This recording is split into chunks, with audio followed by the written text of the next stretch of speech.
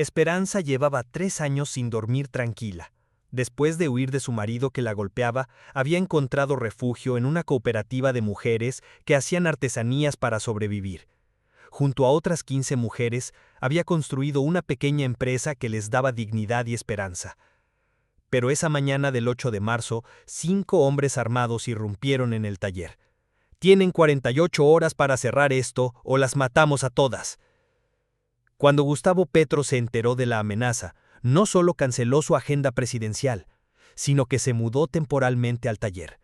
Lo que hizo durante los siguientes 7 días no solo salvó la cooperativa, sino que cambió para siempre la forma en que Colombia protege a las mujeres. Imagina haber escapado del infierno de la violencia doméstica, haber encontrado la fuerza para reconstruir tu vida, y entonces descubrir que el miedo te sigue persiguiendo. Imagina que tu única esperanza de supervivencia sea amenazada por hombres que creen que las mujeres no tienen derecho a ser independientes. Hola familias, cuéntenos desde qué país nos están viendo mientras narramos la historia de cómo 16 mujeres valientes y un presidente decidido cambiaron las reglas del juego para millones de mujeres en Colombia. La cooperativa Manos de Esperanza había nacido 3 años atrás en un pequeño local del barrio La Candelaria, en Bogotá.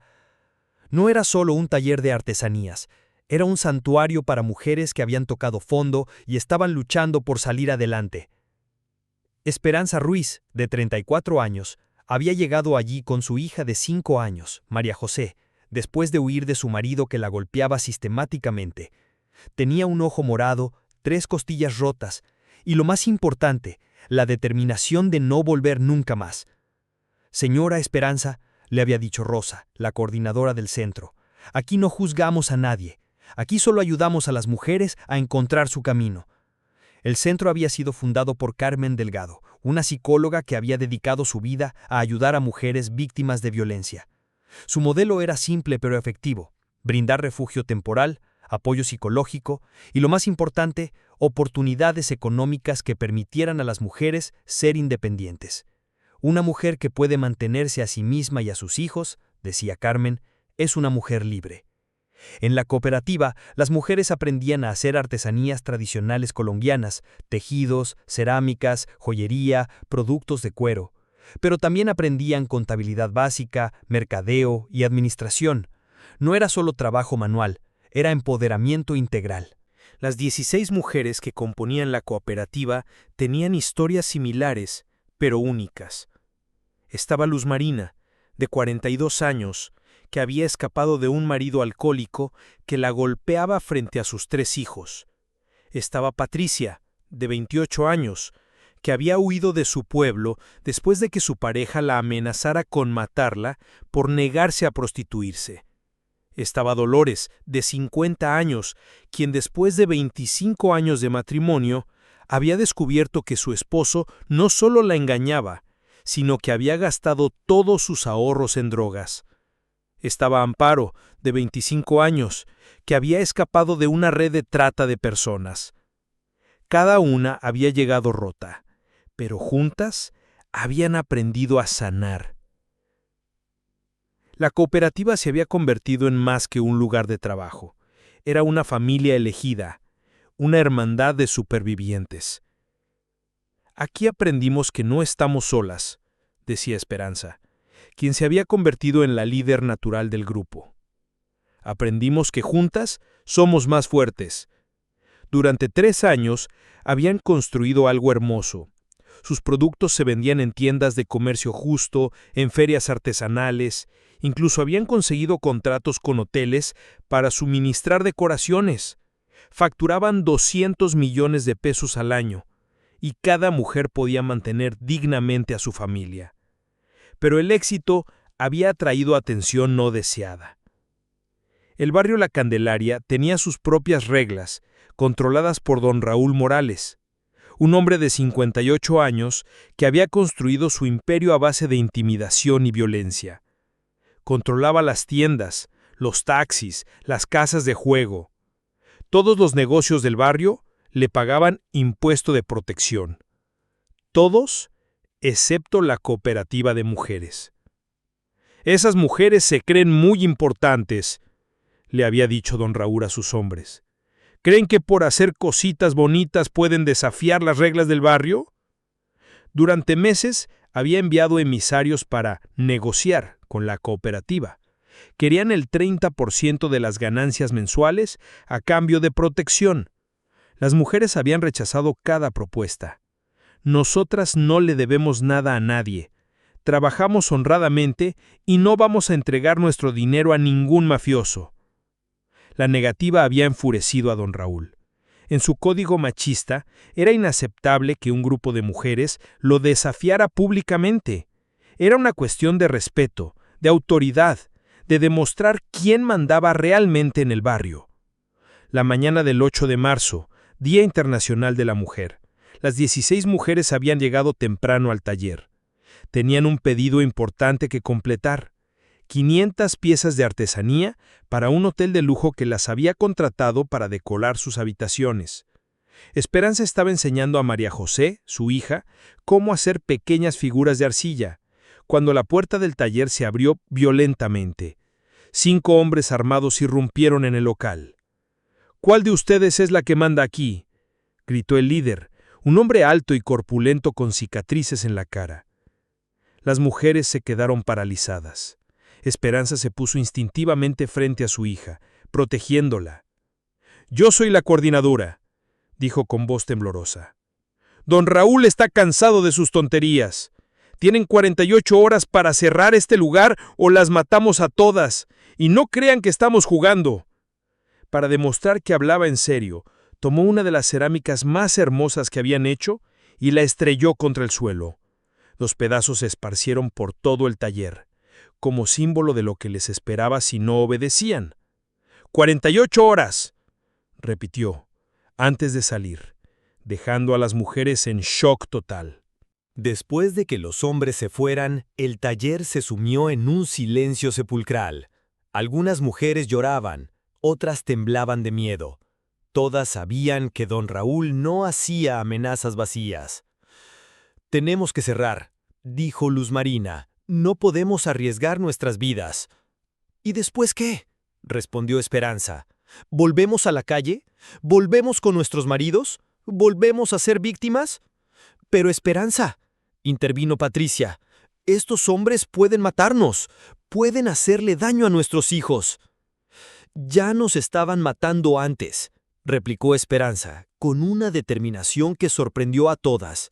«Nos estaban matando lentamente con golpes, con humillaciones, con pobreza. Aquí encontramos una manera de vivir, no solo de sobrevivir». Esperanza miró a cada una de sus compañeras, vio miedo en sus ojos, pero también vio la misma determinación que había visto cuando cada una había decidido escapar de sus situaciones de violencia. «Hace 3 años, todas tomamos la decisión más difícil de nuestras vidas: huir. Huir de hombres que nos golpeaban, que nos humillaban, que nos controlaban. Si pudimos escapar de eso, podemos escapar de esto también». Esa noche, mientras las demás mujeres se fueron a sus casas llenas de miedo, Esperanza se quedó sola en el taller pensando. Recordó una conferencia sobre violencia doméstica a la que había asistido 6 meses atrás, donde había conocido a Gustavo Petro. El entonces candidato presidencial había hablado sobre la importancia de proteger a las mujeres víctimas de violencia. Después de la conferencia, Esperanza se había acercado a él y le había contado la historia de la cooperativa. «Señora Esperanza», le había dicho Petro, «lo que ustedes han construido es exactamente lo que Colombia necesita. Si alguna vez necesitan ayuda, no duden en llamarme». Le había dado su número personal, pero Esperanza nunca pensó que tendría que usarlo. Hasta ahora. A las 10 de la noche, con manos temblorosas, marcó el número. No esperaba que contestara. Después de todo, ahora era el presidente de Colombia. «¿Esperanza?». La voz de Petro sonaba preocupada. «¿Está todo bien?». «Señor presidente», comenzó con voz quebrada, «necesito su ayuda. Nos van a matar». Petro escuchó toda la historia sin interrumpir. Cuando Esperanza terminó, hubo un silencio que duró varios segundos. «Esperanza, no van a tocar a una sola de ustedes. Le doy mi palabra. Pero, señor presidente, estos hombres son muy peligrosos. Esperanza, usted y sus compañeras han demostrado un valor extraordinario. Han construido algo hermoso en medio del dolor. No voy a permitir que unos criminales destruyan todo lo que han logrado. ¿Qué podemos hacer? Primero, voy a enviar protección policial inmediatamente. Segundo, mañana temprano voy a estar ahí personalmente. ¿Personalmente? Sí. Voy a quedarme en el taller hasta que esta amenaza termine. Y voy a aprovechar para mostrarle al país lo que ustedes han construido. Esa tarde, cuando terminó la visita oficial, Petro hizo algo que sorprendió a todo su equipo de seguridad. Anunció que se quedaría en el taller. «Señor presidente», le dijo el jefe de seguridad, «esto no es protocolo. No podemos garantizar su seguridad aquí. Mi seguridad está garantizada por la justicia de la causa que defiendo», respondió Petro. «Estas mujeres han vivido con miedo durante años. Es hora de que los criminales sientan miedo». Petro se instaló en una pequeña oficina dentro del taller. Durante los siguientes días, dirigió el país desde ahí, recibiendo ministros, firmando decretos, dando declaraciones a la prensa. Pero también participó en la vida diaria de la cooperativa. Ayudó a empacar productos, aprendió técnicas de tejido, jugó con los hijos de las mujeres que trabajaban ahí. Su presencia transformó el taller en un símbolo nacional de resistencia y esperanza. El cuarto día, don Raúl decidió que había tenido suficiente. La presencia del presidente estaba convirtiendo su barrio en un circo mediático. Tenía que recuperar su autoridad. Se presentó en el taller a las 2 de la tarde, acompañado por 6 de sus hombres. Esperaba intimidar a las mujeres y negociar con el presidente. Lo que no esperaba era encontrarse con cientos de mujeres de otros barrios que habían venido a apoyar la cooperativa. La noticia se había extendido por toda Bogotá, y mujeres de todas las edades y condiciones sociales habían llegado a mostrar su solidaridad. «Presidente Petro», dijo don Raúl con falsa cordialidad, «creo que hay un malentendido. Yo no tengo problemas con estas señoras». «Don Raúl, el único malentendido es que usted cree que puede amenazar a mujeres trabajadoras en mi país. Yo solo estaba ofreciendo protección. Usted estaba ofreciendo extorsión, y eso es un delito grave». En ese momento, agentes del CTI rodearon a don Raúl y sus hombres. Petro había estado recopilando evidencias durante los días anteriores y tenía suficiente para procesarlos. «Don Raúl Morales», dijo el fiscal que acompañaba a los agentes, «queda usted detenido por extorsión, amenazas y asociación para delinquir». La detención de don Raúl se convirtió en un símbolo nacional. Los medios de comunicación cubrieron extensivamente la historia, y el apoyo a la cooperativa se multiplicó exponencialmente. En las siguientes semanas, pedidos de artesanías llegaron de todo el país. Empresas internacionales contactaron a la cooperativa para exportar sus productos. El taller original se quedó pequeño y tuvieron que expandirse. Pero el impacto más importante fue en las políticas públicas. Petro anunció la creación del Programa Nacional de Cooperativas de Mujeres, con un presupuesto de 50.000 millones de pesos. Lo que empezó como la defensa de un pequeño taller, explicó Petro, se ha convertido en un modelo nacional de empoderamiento femenino. En el primer año del programa, se crearon 200 cooperativas similares en todo el país. Más de 5.000 mujeres encontraron independencia económica a través de este modelo. Pero lo más importante era el cambio cultural. Por primera vez, decía Esperanza en una entrevista, las mujeres víctimas de violencia tenemos una alternativa real. No tenemos que elegir entre la pobreza y el maltrato. El programa incluía no solo apoyo económico, sino también protección legal, apoyo psicológico y educación para los hijos de las mujeres participantes. 2 años después, Esperanza Ruiz se había convertido en la directora nacional del programa. Su hija María José, ahora de 8 años, había visto a su madre transformarse de víctima a líder nacional. «Mamá», le dijo una tarde, «cuando crezca, quiero ser como tú». «Mi amor», respondió Esperanza, «quiero que seas mejor que yo.